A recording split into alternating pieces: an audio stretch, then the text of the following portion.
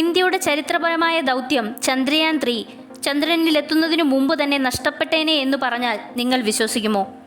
എന്നാൽ അത് സത്യമാണ്. ഇസ്രോ എങ്ങനെയാണ് ഈ അപകടത്തിൽ നിന്ന് ചന്ദ്രയാൻ 3യെ രക്ഷിച്ചത്? നമുക്ക് പരിശോധിക്കാം.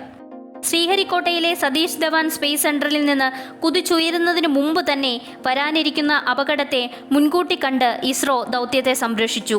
ചന്ദ്രയാൻ 3ഉം സ്പേസ് ഡെബ്രിസും തമ്മിലുള്ള കൂട്ടിയിടി ഒഴിവാക്കാൻ ഇസ്രോയുടെ കൃത്യതയാർന്നതും സമയോചിതവുമായ ഇടപെടൽ കൊണ്ട് കഴിഞ്ഞു.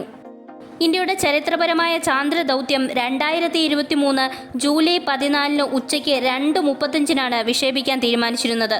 ഇതിന് തൊട്ടുമുമ്പ് ഇസ്രോയുടെ മെറ്റിക്കുലസ് മോണിറ്ററിംഗ് സിസ്റ്റം ഒരു അപകട സാധ്യത ഡിറ്റക്ട് ചെയ്തു. ഈ ദൗത്യത്തിന്റെ നിർണായകമായ പ്രാരംഭഘട്ടത്തിൽ പാതയിൽ ബഹിരാകാശ അവശിഷ്ടത്തിന്റെ സാന്നിധ്യമാണ് കണ്ടെത്തിയത്. ഈ സാഹചര്യത്തിൽ ചന്ദ്രയാൻ 3 ഈ സ്പേസ് ഡെബ്രിസുമായി കൂട്ടിയിടിക്കാനുള്ള സാധ്യതകൾ ഏറെയായിരുന്നു. എന്നാൽ ഈ അപകട സാധ്യത തിരിച്ചറിഞ്ഞ ഇസ്രോയുടെ മിഷൻ കൺട്രോൾ ടീം വളരെ വേഗത്തിൽ സമയോചിതമായ ഇടപെടൽ നടത്തി. കൂട്ടിയിടി ഒഴിവാക്കാൻ 4 സെക്കൻഡ് വിക്ഷേപണം വൈകിപ്പിച്ചു. വളരെ ചെറിയ സമയം എന്ന് തോന്നിക്കുമെങ്കിലും അതിൻ്റെ വില എത്ര വലുതാണല്ലേ.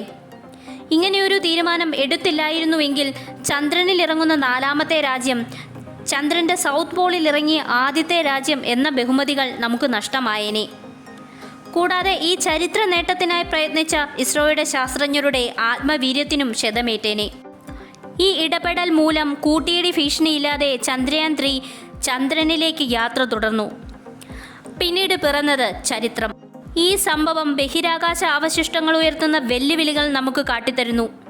കൂടാതെ ഏത് വെല്ലുവിളിയെയും സധൈര്യം നേരിടാൻ ഇസ്രോ തയ്യാറാണെന്ന് നമ്മെ ഓർമ്മിപ്പിക്കുന്നു.